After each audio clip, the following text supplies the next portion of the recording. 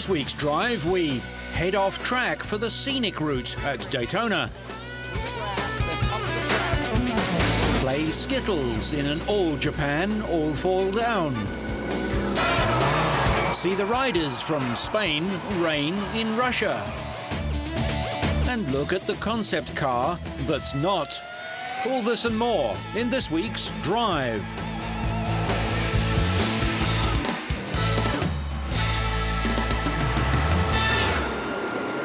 The Qatar International Rally, second round of the Middle East Rally Championship, took place in and around Doha. Local driver Nasser Al Attiyah was aiming for a fourth consecutive victory. Car 2 was driven by his arch-rival Sheikh Khalid Al Qassimi. Al Attiyah started his home event in good form, having already won the United Arab Emirates International Rally, the first event of the season. Al Attiyah, partnered by British co-driver Chris Patterson, had the best possible start in his new Subaru Impreza, winning the first stage and moving 5.2 seconds ahead of the field after the opening day's 8 stages. The 2004 champion, Sheikh Khalid Al Qassimi, was forced out with a broken steering arm joint after just 2 stages, the same problem that put him out last year. His older brother, Sheikh Abdul Al Qassimi, was more successful. He finished the first day in second place, but dropped back to 4th place by the end of the rally. Misfa Al-Mari was also in the tight battle for second place. The Qatari driver was in a new Mitsubishi Evo 9. Al-Mari finished day 1 third, just 13 seconds behind Sheikh Abdullah. The second day saw a change in the windy and dusty conditions, with many wet sections close to the coast north of Doha. Khalifa Al Attiyah, who retired in the first rally of the season, had a big improvement, finishing third, the same as last year. Misfa Al-Mari was slowed by a puncture on the first stage, but recovered to finish second overall, his best ever result in an international rally.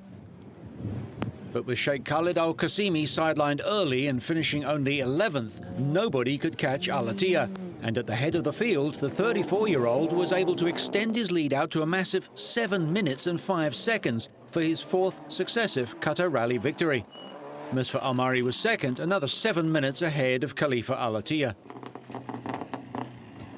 Nasser Al Attiyah's victory maintains his 100% record in the Middle East Championship for 2006, with 2 wins out of 2. With Al Attiyah coming home third behind Al-Mari, it was the first time that Qatari drivers had occupied all 3 places on the podium. The top 12 teams were all either in Subarus or Mitsubishis.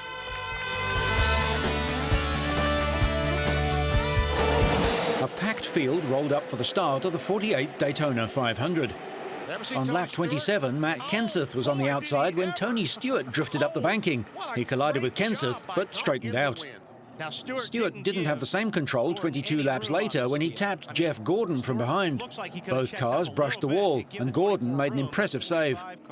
The yellow caution flags flew for a much bigger pile-up that occurred on lap 80 when Jeff Gordon lost control and slid up the track, collecting Carl Edwards, Kyle Petty, JJ Yeley and Joe Nemechek. Edwards ended up hooked to Petty's car and rode on top of it for some distance as Petty's left rear wheel and body panel were ripped off the car. Of the 45, the 99 car just knocked off the tire and the quarter panel of the left rear. Stewart made a hard left turn into Kenseth's car on lap 107. Kenseth recovered and officials penalised Stewart, ordering him to the back of the field. The punishment dropped him from 5th to 34th place. Windshield. That's when he was the lucky. Despite warnings to both drivers to calm down, Kenseth swerved towards Stewart after a pit stop. It was unclear whether Kenseth made contact. He radioed his crew, claiming it didn't, but the move was enough for NASCAR to penalise him. On lap 187, Jamie McMurray put Kurt Busch into the wall, puncturing a rear tyre on Busch's car and ending his race. Just before the caution flag came out, and with 13 laps to go, Jimmy Johnson had taken the lead from his teammate, Brian Vickers. So, just 10 days after his crew chief was kicked out for illegally altering his car, Johnson was leading the first race of the season. And then Bobby hits the wall. And Denny Hamlin runs in the back. McMurray then crashed with 7 laps to go, bringing out one final caution flag. It set up an overtime finish, but no one was able to challenge Johnson. The caution is Under the yellow flags, Johnson got to the checkered one to claim the Daytona 500 on his 5th attempt.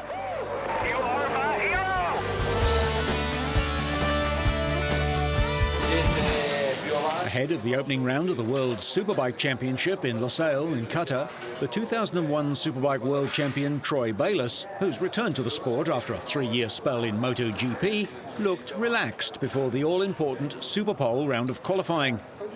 Bayliss had already announced his return to the championship in style by claiming provisional pole at the season opener in wet conditions in Qatar, after beating the rest of the field by nearly 2 seconds. Meanwhile, the mechanics worked furiously on the Suzuki of reigning world champion and fellow Australian Troy Corser. Once the Super Pole session began, James Toseland of England claimed 4th fastest time on the second row of the grid. The 2004 world champion, who'd struggled badly during Thursday's rain and finished way down in 18th, was understandably delighted with 4th as the Honda finally managed to grip while cornering on his debut for the team. Elsewhere, Andrew Pitt of Australia took 3rd on his Yamaha YZF R1. Italian Lorenzo Lanzi rode his Ducati 999 to finish 2nd and on the front row of the grid, half a second off the pace of his teammate Bayliss. Lanzi earned his place in the factory team following 2 sensational wins in the closing rounds last year. Called into the squad to replace the injured Reggie Laconi at the Euro Speedway, Lanzi made the most of his opportunity, setting pole position first time out on the bike, picking up his maiden win in race 2. He proved that this performance was no fluke, taking a 2nd win in the final race of the season at Magny-Cours.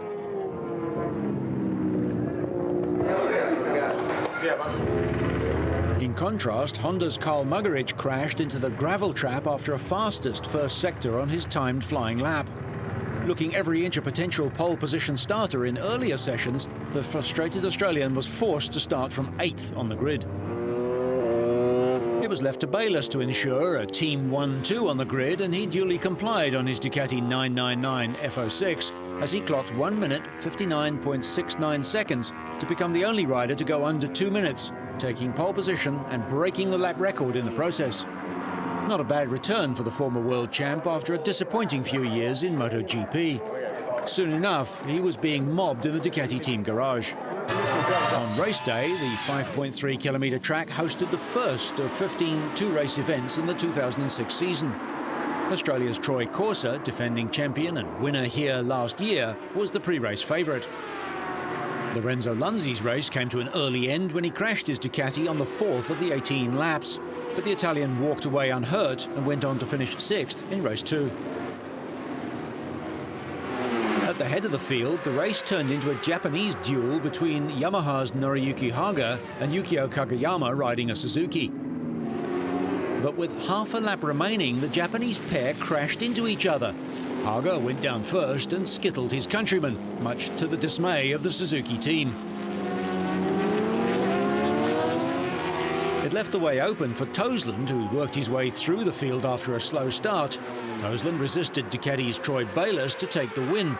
Australia's Andrew Pitt claimed his first career podium, coming 3rd for Yamaha, and Corser was 4th. Race 2 was no less hard-fought, but with less drama, as riders came to grips with the intense heat, harsh light and dusty track. The race saw another intriguing battle in the closing stages. This time it was the two Australians, Corser and Bayliss, who went head-to-head over the last 2 laps.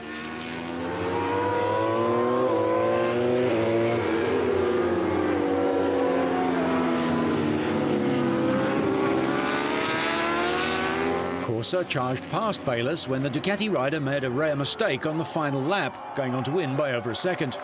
A photo finish gave Haga 3rd place over Toseland.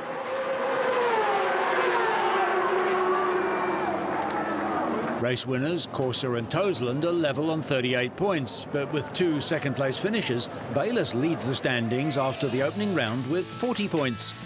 The second round of the season will be held at Phillip Island in Australia, where Corser, Bayliss, Pitt and several other Australian riders will be going all out to win in front of their home crowd.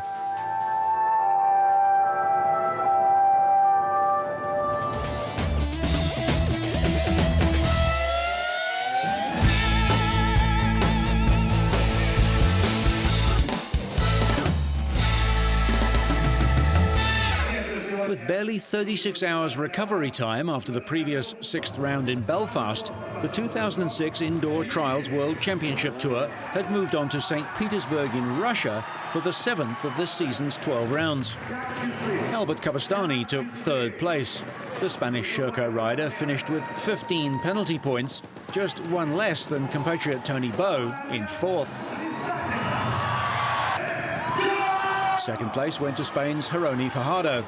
The talented young gas rider finished with just 11 penalty points to his name.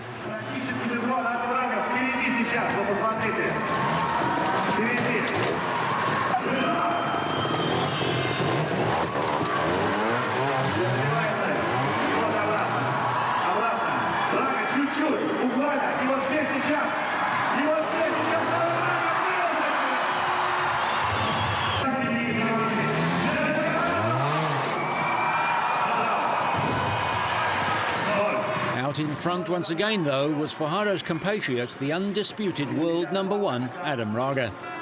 Raga, the reigning outdoor world champion and the indoor world champion for the past 3 seasons, was a clear winner in St. Petersburg with only 5 penalty points on his gas, 6 less than Fajardo.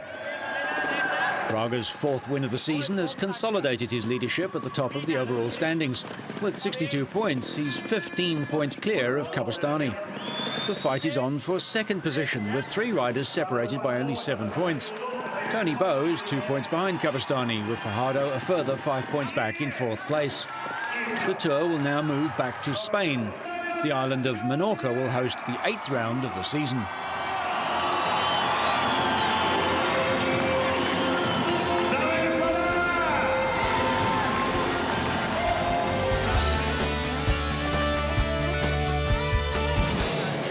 While the World Superbike boys have already started their season, most of the MotoGP teams were still involved in final, frantic pre-season testing. The Honda factory riders, Nicky Hayden and Dani Pedrosa, were both faster than at the last test. But Hayden had a rear-wheel grip problem and admitted that the feedback he gave the team was not up to his usual standard.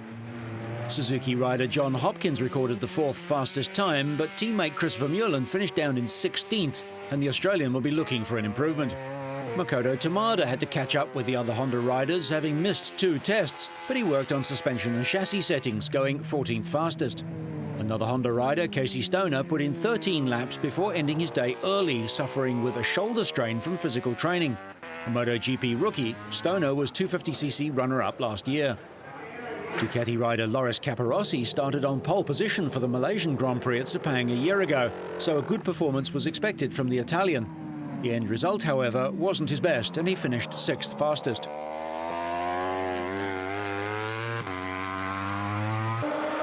As has become the norm in the world of MotoGP, though, all eyes were on world champion Valentino Rossi and his Yamaha.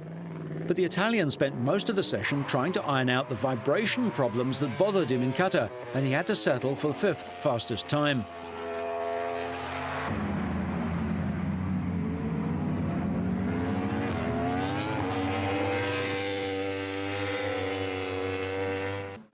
Yes, for sure, because we try to understand our improvement in one mount of the new bike. We go last week stay in Qatar, and we tried the new bike on another track, and it was good.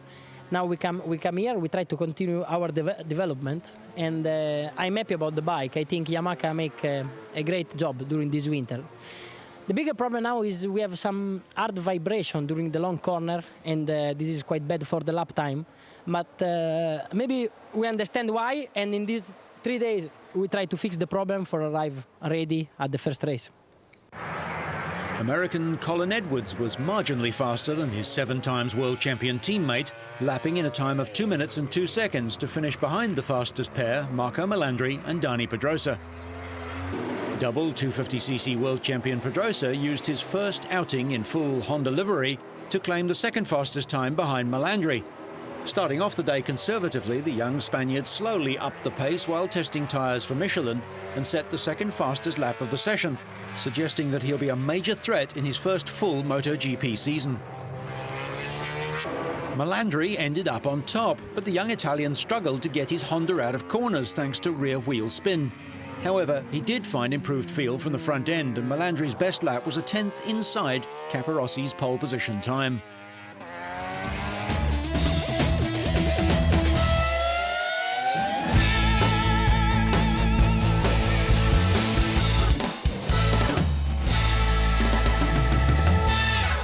The BMW Z4 Coupe concept car isn't really a design concept at all.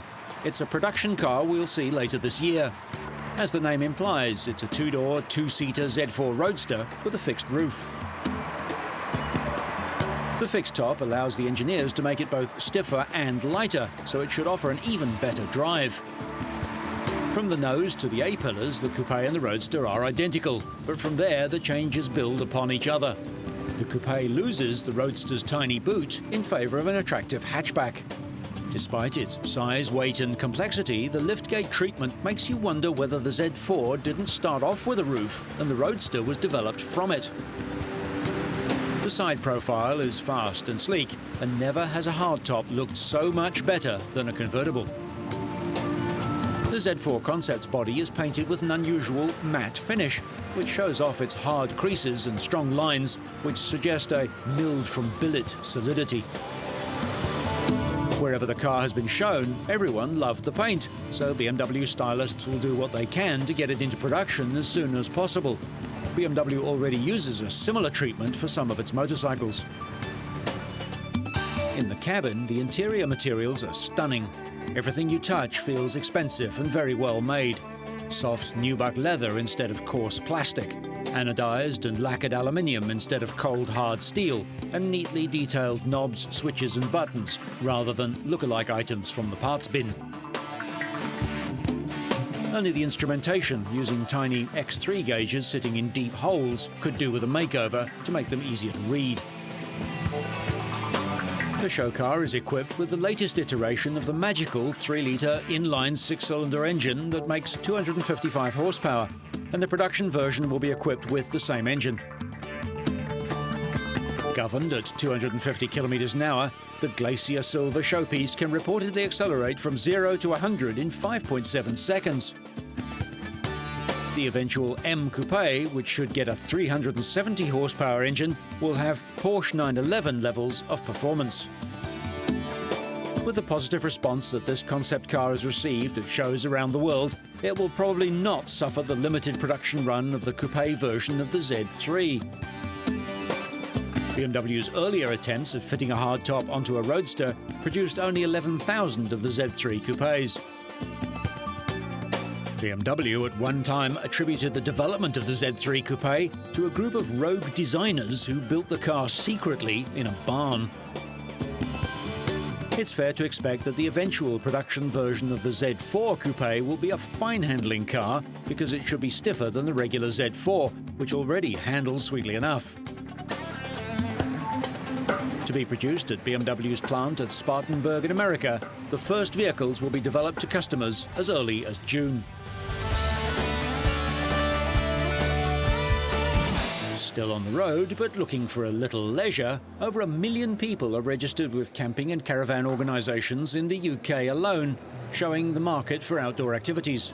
To meet this demand, the London Caravan and Outdoor Show had over 200 exhibitors showing the latest in caravans, canvas and mobile homes. Obviously, the appeal of caravanning and motorhoming is the fact that you can just take off whenever you want to, so flexibility is important. And in today's sort of like busy lifestyle, you know, you don't necessarily want the hassles of flying abroad with a family, or, you know, and going through all the delays possibly at the airport that we've been experienced recently.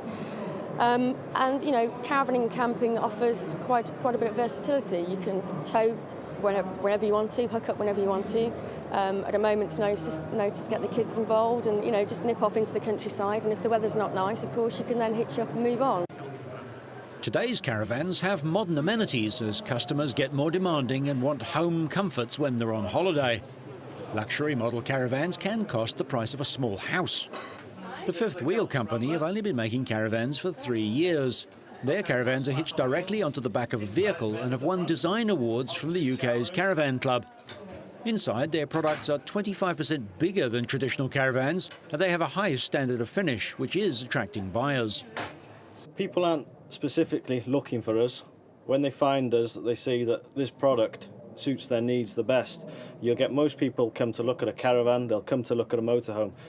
Because we're new in the market, when they see the product and they weigh up the benefits, that's when they're sold on it. Each caravan and four-wheel vehicle costs between £55,000 and £75,000, and demand is strong. They make one a week and already have orders 9 months ahead and feel their market is growing. People that are, in the position now, they want to tour Europe, they want to tour the UK, and that's where our market is. We'll be doing horse trailers as well on this concept. So it's the leisure industry as a whole, really. For those on a smaller budget, trailer camping is growing in popularity. These trailers don't take up much space when not in use, can be towed by much smaller cars and simply open up on site, providing accommodation for between 4 and 8 people. SK Camping specialises in such equipment and also feel their market is growing as people change their holiday habits. The demand's getting more and more with the rigours of the modern day world we live in. We're not going away on our 2-week holidays anymore. We tend to be going for long weekends, 3 or 4 days at a time. We're not going away for the 2 weeks. And we're spreading it out over the year. With something like this, it depends on the weather. If the weather looks good, you could go away that weekend and have a short break. The show attracted 40,000 cashed-up visitors. SEMA is the premier American automotive products show. Las Vegas hosted some of the automotive industry's brightest minds and hottest products, and the show attracted more than 100,000 industry leaders from over 100 countries. SEMA is a Specialty Equipment Manufacturers Association. That's what it stands for. The show's been around for a number of years, and it really is a place for people to showcase all the aftermarket kind of equipment. SEMA drew attendees to its 2 million square feet of exhibits where manufacturers of sound systems, performance parts, body kits and customizing equipment displayed their wares. This is where you're going to see every product, every showcase of anything from wheels, tires, anything you can put on a vehicle after it's purchased. And for those of us that are car guys and car girls, this is the place to be. I mean, you're going to see it all. Automotive technology is growing at a rate faster than ever seen before. From hydrogen-powered roadsters to military vehicles equipped with anti-terrorist gadgets, manufacturers race to bring the latest and best gadgets to cashed-up buyers. We didn't want to just make a cool car or cool truck for the SEMA show this year. Our project team wanted to come up with some sort of theme, give them some kind of motivation to build it. The show is divided into 12 sections, each showcasing a variety of new features. There are also educational seminars, product demonstrations and networking opportunities. One of the most exciting exhibits at the show was the introduction of the US military's new anti-terrorism vehicle, Smart Truck. Smart Truck is a U.S. Army program in which we were trying to find commercially based automotive technologies that would have dual-use capabilities. The vehicle is designed to be the next wave of military technology. Aside from the top-mounted machine gun, most of the weaponry on the vehicle is non-lethal. We have a perimeter defense system that's capable of administering pepper spray as well as smoke obscurant. We have the F-class systems, which is a RPG interceptor type of technology based off of acoustics technology. This year boasted over 1,100 new products and innovations. The car industry is entering a stage of advancement formerly existing only in science fiction, and SEMA is the leading place to witness some of the most exciting developments in automotive technology.